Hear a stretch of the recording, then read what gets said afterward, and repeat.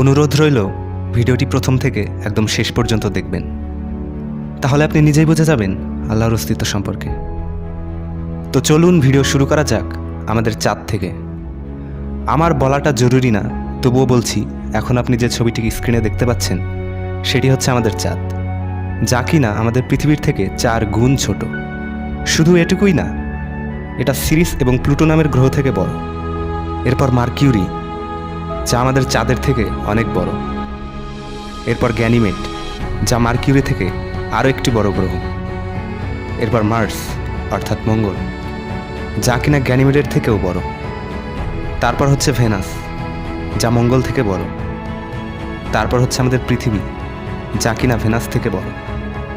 এরপর কেপলার, যা আমাদের পৃথিবী থেকে কয়েক গুণ বড়। এরপর হচ্ছে নেপচুন, যা কেপলার থেকে বড়। এরপর ইউরেনাস, যা কিনা নেপচুন থেকে বড়। এরপর স্যাটার্ন, যা ইউরেনাস থেকে কয়েক গুণ বড়। এরপর টুম্যাস, যা স্যাটার্ন থেকে বড়। এরপর জুপিটার অর্থাৎ বৃহস্পতি, যা টুম্যাসের থেকেও বড়।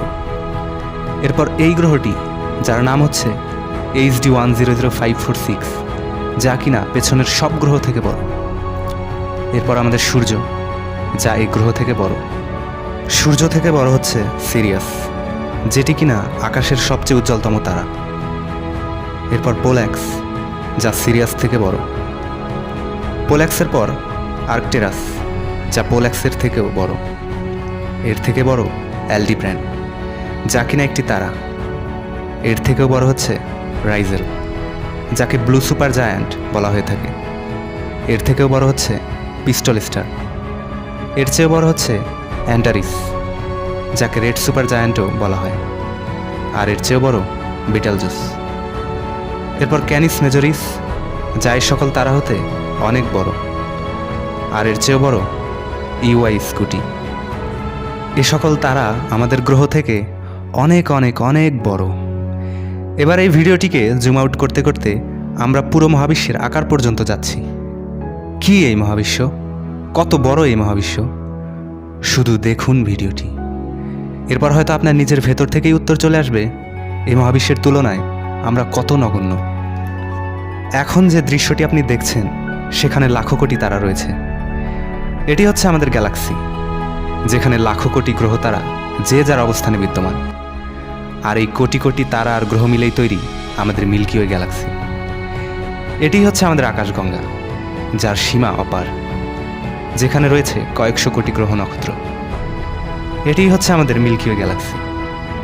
এই মিল্কি ওয়ে গ্যালাক্সির পাশে রয়েছে আরও একটি গ্যালাক্সি, যার নাম অ্যান্ড্রোমেডা গ্যালাক্সি, যা কিনা আমাদের মিল্কি ওয়ে গ্যালাক্সি থেকেও 4 গুণ বড়। না জানি এর মতো কত গ্যালাক্সি আমাদের মিল্কি ওয়ে গ্যালাক্সির চারপাশে রয়েছে। এ সকল গ্যালাক্সি মিলে যা হয়, সেটিই হচ্ছে আমাদের মহাবিশ্ব। এটিই হচ্ছে আমাদের মহাবিশ্ব, যার ভেতর মিলিয়ন বিলিয়ন গ্যালাক্সি রয়েছে। এটিই হচ্ছে আমাদের মহাবিশ্ব। আর শুধু এটুকুই নয়, এখন আপনি স্ক্রিনে যা দেখতে পাচ্ছেন সেটি হচ্ছে আমাদের ইউনিভার্স, যা কিনা একটি বল। না জানি আমাদের ইউনিভার্সের মতোই কত লাখো কোটি ইউনিভার্স রয়েছে এই মহাবিশ্বে। আর এই কোটি কোটি ইউনিভার্স মিলেই তৈরি হয় একটা মাল্টিভার্স। হয়তো এই মাল্টিভার্সের উপরেও এক সুপারভার্স আছে, যেখানে হাজারো মাল্টিভার্স আছে, লাখো কোটি মাল্টিভার্স আছে। এটিই হচ্ছে আমাদের মহাবিশ্ব। খুব অবাক হচ্ছেন, তাই না?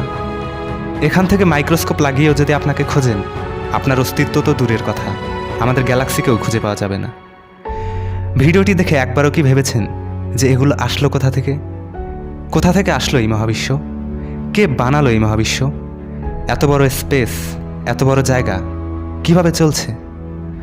আমরা মানুষরাই তো কোনো কিছু বানানোর আগে চিন্তা করি, পরিকল্পনা করি, তারপর একটা জিনিস তৈরি করি যাতে সেটা সঠিকভাবে কাজ করে। তাহলে আপনার কি মনে হয় যে এত বড় মহাবিশ্ব, এত বড় স্পেস, এত বড় জায়গা, সব কিছু এত নিখুঁতভাবে একাই চলছে? কখনোই না। বরং কেউ তো এগুলো বানিয়েছে এবং তার দ্বারাই এগুলো পরিচালিত হচ্ছে। চলুন মহাবিশ্বের কথা বাদই দেয়া যাক। মিশরের পিরামিডের নাম হয়তো সবাই শুনেছেন। কখনো কি ভেবে দেখেছেন এত বড় পিরামিড কিভাবে তৈরি হয়েছে? কিভাবে একটি পাথরের উপর আরেকটি পাথরকে রাখা হয়েছে?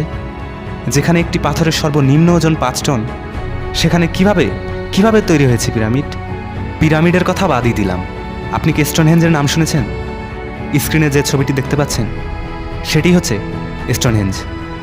কখনো কি চিন্তা করে দেখেছেন এইভাবে সাজানো লম্বা লম্বা পাথরকে একটির উপর আরেকটিকে রাখা হয়েছে কিভাবে? কে রেখেছে এগুলো? কি এগুলো? প্রতিটা মানুষ তার নিজের জায়গা থেকে আলাদা, কারো সাথে কারো হুবহু মিল নেই। এই মহাবিশ্বে লাখো কোটি গ্রহ রয়েছে, সবগুলোই নিজের জায়গাতে ঘুরতে থাকে। কখনো এমন হয়নি যে একটি গ্রহ নিজের জায়গা থেকে অন্য জায়গায় চলে গিয়েছে।